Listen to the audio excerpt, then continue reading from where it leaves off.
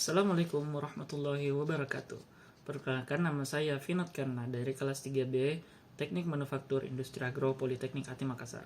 Pada kesempatan kali ini saya akan membahas soal jawab dari tugas saya, yaitu praktek pengecoran logam. Tugas 1, praktek pengecoran logam. Baik, langsung saja. Nomor 1, sebutkan sifat-sifat pada pasir cetak yang harus dipenuhi untuk dijadikan cetakan pasir. Sifat-sifatnya terbagi menjadi 5, yang dimana sifat pertama yaitu sifat pasir cetak basah. Sifatnya pasirnya itu basah, kandungan airnya banyak. Kedua, sifat pasir cetak kering atau yang tidak mengandung air. Ketiga, yaitu sifat pasir yang di penguatannya sifat penguatan oleh udara. Keempat, yaitu sifat sifat-sifat panas. Kelima, yaitu sifat-sifat sisa. Nomor 2, bagaimana cara menguji kadar air pada pasir cetak? Jelaskan prosedurnya dan berikan contoh. Yang pertama, timbang campuran pasir awal yang basah, kemudian keringkan beberapa saat, seperti itu. Kedua, keringkan spesimen dalam tungku pengering pada suhu 110 derajat Celcius selama 1 jam. Ketiga, yaitu kemudian spesimen dikeluarkan lalu didinginkan dengan desikator. Keempat, timbang kembali berat campuran pasir yang dimana yang telah dikeringkan. Seperti itu. Data yang pertama yang diambil yaitu data ketika waktunya pasirnya basah dan kemudian kering. Seperti itu. Kemudian hitunglah perbedaan awal dan berat akhir dari pasir cetak tersebut dengan satuan persentase sebagai kadar air bebas dalam pasir cetak.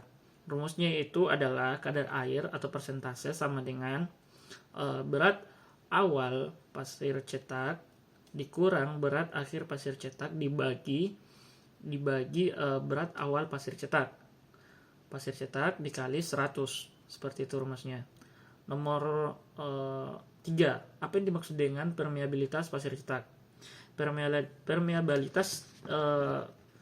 Permeabilitas pasir cetak yaitu menentukan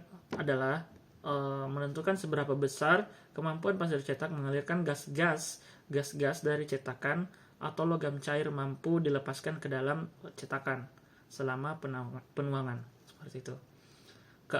Nomor 4, apa yang dimaksud dengan pola cetakan pada pengecoran logam? Nah, pola adalah suatu model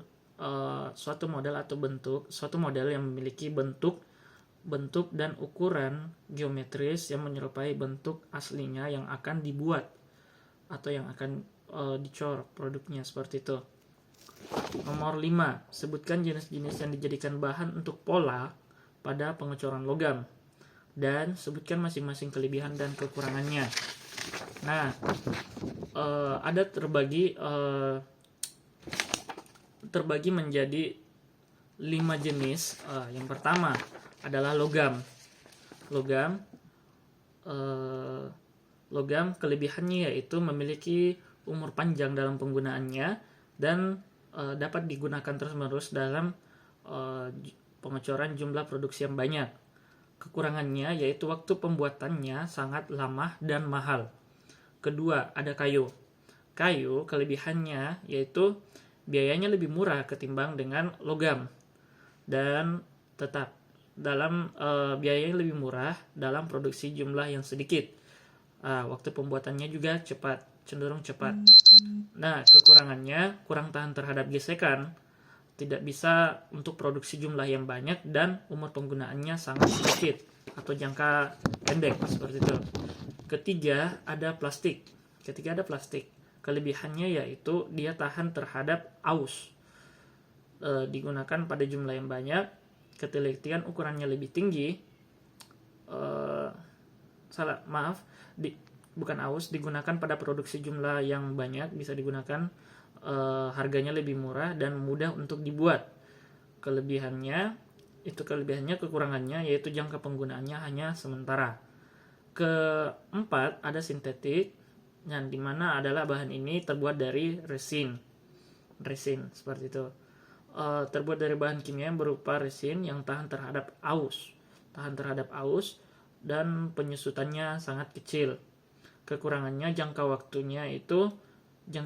penggunaannya itu cuma sementara.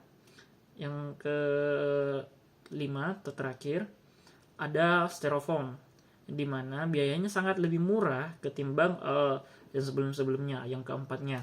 Nah, biayanya lebih murah dan waktu pembuatannya yang lebih cepat. Nah, digunakan untuk pengucuran benda-benda besar. Kekurangannya yaitu pola hilang. Pola hilang yaitu polanya ikut larut dengan cairan logam. Penggunaannya hanya sekali pakai seperti itu. Sekian dari saya. Assalamualaikum warahmatullahi wabarakatuh.